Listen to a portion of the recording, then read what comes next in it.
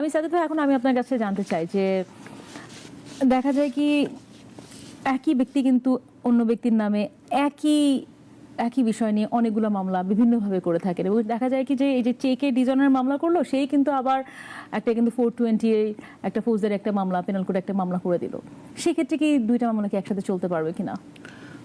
ধন্যবাদ। চেকের মামলা সাথে সাথে 420 মামলাও করা যায়, কারণ আবার সাথে সাথে সিভিল মামলাও করা যায়।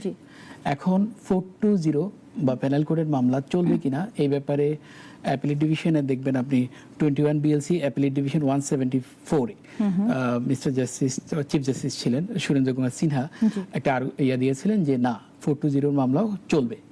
কেন চলবে? কারণ এই এলিমেন্টসগুলো তার যে ক্রিমিনাল মাইন্ড যে আছে, যে কথা দিয়ে কথা না রাখার যে ইনগ্রিডিয়েন্টসগুলো 420 সেটা চেকের টাকাটা না দেওয়ার মাধ্যমে সেখানে এলিমেন্টসটা কভার করে, যার কারণে চেক ডিজনারের ইস্যুতে 420 মামলা হবে।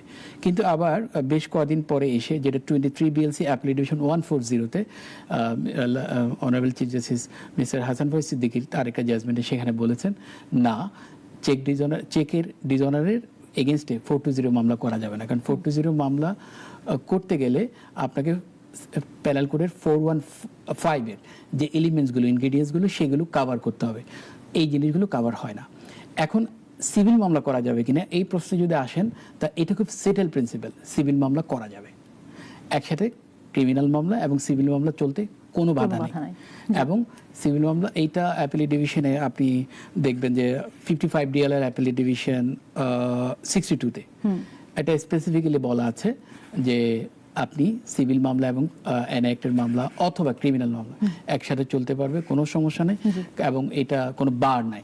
কোনো বার নাই। জি, ধন্যবাদ সাজিদ ভাই আমাদেরকে সময় দেওয়ার জন্য। আমাদের